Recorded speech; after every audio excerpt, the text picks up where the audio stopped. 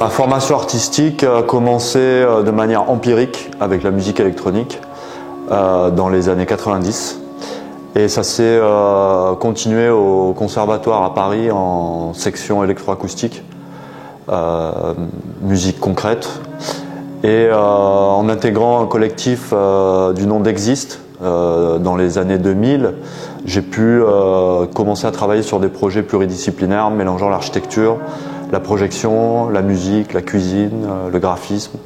Et c'est à travers ce collectif que je pense j'ai pris conscience de l'intersectionnalité des pratiques. Et ça m'a amené à me former sur les outils de mapping. Les arts numériques, je pense que dès que l'ordinateur est devenu un outil de mass média, on va dire, un outil populaire et abordable. Pour info, j'ai commencé avec un Atari 1040 STE. À ce moment-là, j'ai pu voir que déjà la musique se faisait de manière électronique. Elle existait auparavant évidemment, mais c'était des outils analogiques qu'on utilisait. Et ça m'a amené à donc découvrir des logiciels. Et en fait, quand on commence à se former sur un logiciel, finalement, on retrouve un petit peu les mêmes interfaces, les mêmes fonctionnalités. Et du coup, on commence à être curieux et à découvrir toutes les possibilités d'augmenter son langage sonore par la lumière, par le visuel, par les moteurs, par la captation de mouvement. Et du coup, je me suis formé de manière empirique.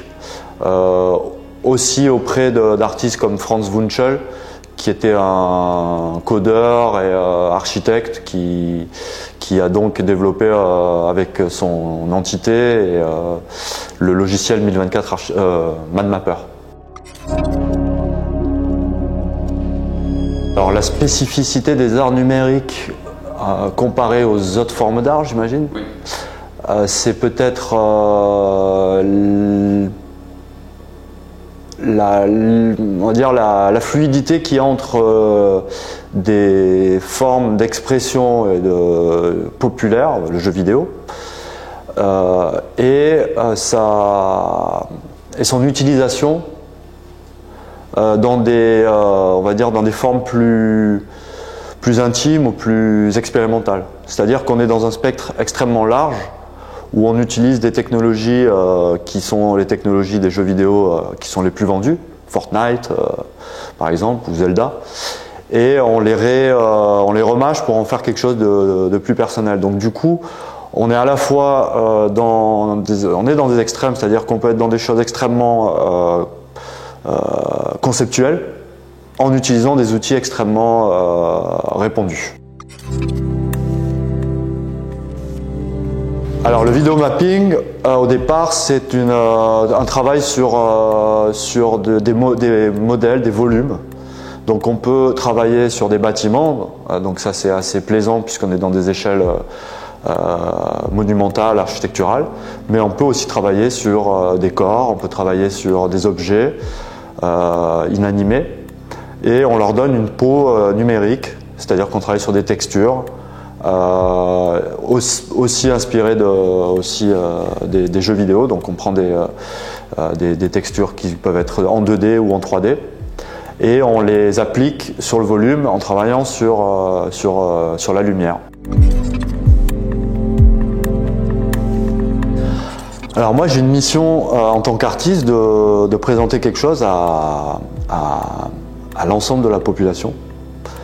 Et dans mon travail de mapping que je fais depuis une quinzaine d'années, c'est vrai que j'ai toujours, et c'est un petit peu la spécificité des collaborations que j'ai eues, c'est-à-dire qu'on fait des œuvres didactiques.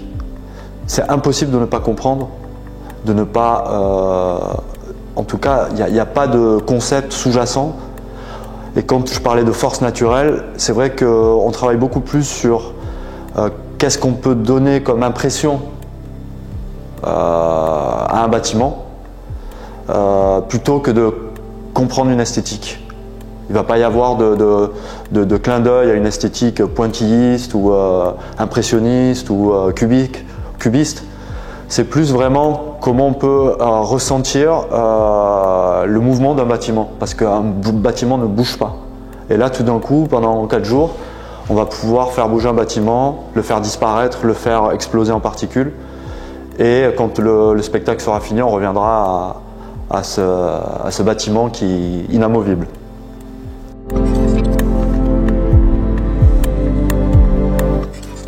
Interactivité, particules et force naturelle.